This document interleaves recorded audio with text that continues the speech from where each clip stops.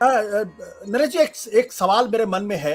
वो सवाल है कि आज यूनाइटेड नेशंस में जो पैलेस्टीनियन एम्बेसडर हैं, उन्होंने साफ तौर पर इस बात से इनकार किया है, जो हॉस्पिटल के ऊपर जो ब्लास्ट हुआ जिसमें 471 लोग मरे हैं, उनका कहना है कि इसराइल जो ये कह रहा है कि इस्लामिक जिहाद की तरफ से ऐसा हुआ है, बोला ये पूरी तरीके से गलत है। हमारे पास इस बात के सबूत हैं कि जो इजराइल के जो डिजिटल स्पोक्स पर्सन है, उन्होंने ट्वीट किया था और ओन किया था कि दरअसल उनकी तरफ से हमला हुआ। फिर उन्होंने ये भी कहा है कि हॉस्पिटल के पास में हमास का एक अड्डा है जिसको वो टारगेट कर रहे थे, और उन्होंने कहा कि इजराइल झूठ बोल रहा है, बकवास कर रहा है, प्रोपेगेंडा फैला रहा है। हमारे पास सबूत है कि हमने नहीं बल्कि इजराइल की तरफ से हमला हुआ है। अब लेकिन इस बारे में अमेरिका के राष्ट्रपति और इंग्लैंड और वेस्टर्न वर्ल्ड इमीडिएटली जो बात इजराइल कह रही थी उसको मान लेते हैं। ये जो एंडोर्समेंट है विदाउट किसी इन्वेस्टिगेशन के, ये क्या कहानी कहता है?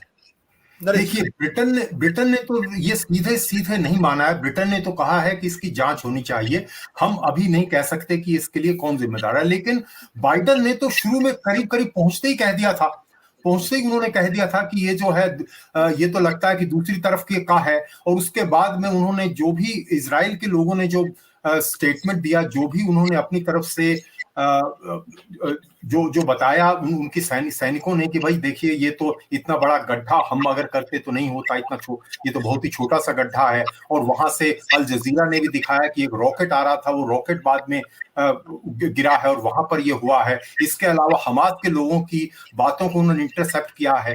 लेकिन ये जो यूएन ने जो कहा है, ये सच में महत्वपूर्ण है। लेकिन पत्रकार होने के नाते हम ये नहीं कह सकते इस समय, क्योंकि हमने कोई निष्पक्ष अभी तक जांच नहीं देखी है। और निष्पक्ष जांच जब तक नहीं होगी, जो मुझे लगता है कि वो वॉर जोन है, वहां कौन जाकर निष्पक्ष जांच करेगा।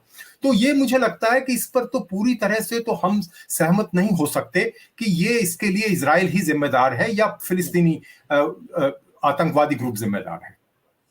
बट इनमें से दोनों में से कोई ना कोई तो जिम्मेदार होगा। इसमें जो जिस जल्दबाजी के साथ अमेरिका ने एक तरीके से क्लीन चिट दे दी इजराइल को, वो सबसे सरप्राइजिंग और सबसे हैरान करने वाली बात है। मुख्तार खान साहब, इसके पीछे का कारण क्या है?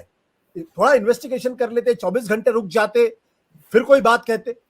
देखिए, अमेरिका में एक ये ट्रूइज्म कहिए कि Israel will make concessions for Palestine only if the US is with Israel all the time. तो उनका कहना है कि इजराइल अगर सिक्योर फील किया तो it can make concessions to the Palestinians. अगर तो उसको सिक्योर करने के लिए ये कॉन्स्टेंटली उसको पैम्पर करते हैं, सपोर्ट करते हैं। पिछले हफ्ते जो बाइडेन ने अपने, जब वो जूइश लीडर्स के साथ बात कर रहे हैं, तो उन्होंने साफ कह दिया कि मैंने तस्वीरें देखी हैं, कंफर्म तस्वीरें देखी हैं, जिसमें हमास ने जो गर्दनें अलग की हैं बच्चों की। आई मीन, इसकी आप अभी भी वो वीडियो इज आप उसको देख सकते हैं एनबीसी के वेबसाइट पर। और फिर उसके चंद घंटों के बाद व्हाइट हाउस ने विड्रॉ कर लिया स्टेटमेंट और ये कहा कि प्रेसिडेंट बाइडेन ने भी नहीं देखी, व्हाइट हाउस ने भी देखी, इनफैक्ट अमेरिका की गवर्नमेंट में किसी ने भी कंफर्म फोटोग्राफ्स नहीं देखी। तो बाइडेन ने खुद जाकर डिस इंफॉर्मेशन में इंडल्ज किया। उन्होंने अमेरिकन सिटीजन से झूठ बोला और उसके बाद उन्होंने कई पब्लिक स्टेटमेंट्स दी हैं और he has not taken it back. तो इससे साफ जाहिर होता है कि this man is just committed to stand with Israel public. ये चाहते हैं कि ये इनका लेगेसी रहे और ही इज होपिंग कि दैट विल टर्न अराउंड। उनकी पॉपुलैरिटी रेटिंग इतनी बुरी है, इट इज बिलो 40% अभी, नंबर वन। अगर आप अमेरिकन से पूछते हैं कि is the country going in the right direction, तो सिर्फ 21-22% कहते हैं इन द राइट डायरेक्शन, 70% कहते हैं इन द रॉन्ग डायरेक्शन। तो इनकी domestic policy and foreign, both Netanyahu and Biden are failing in governance. तो उसमें भी ये भी चक्कर चल रहा है। दूसरी चीज ये है, अगर आपको याद है, जो यूएन की जो जनरल असेंबली हुई, तो जो नेतन्याहू यहाँ आए तो उनको कोई मिलने के लिए तैयार नहीं था। He was not received at all. हालांकि उन्होंने कहा कि मैं जो चेंजेस ला रहा हूँ जुडिशियरी में वो 1 साल के लिए रुक जाऊंगा, and he was hoping to be invited to the White House. Biden ने उन्हें इनवाइट नहीं किया। They just dislike the man a lot. लेकिन यहाँ पे जो बहुत ही आप अंदाजा नहीं लगा सकते, यूं सोचिए कि जैसा इंडिया में इतना ज्यादा इन्फ्लुएंस है अमेरिकन पॉलिटिशियंस पे, तो अगर आप सोचिए इंडिया में अगर 6 करोड़ अदानीज होते तो कितना उनका कंट्रोल होता इंडिया की पॉलिसीज पर। तो उस तरह से ये यहाँ पर है।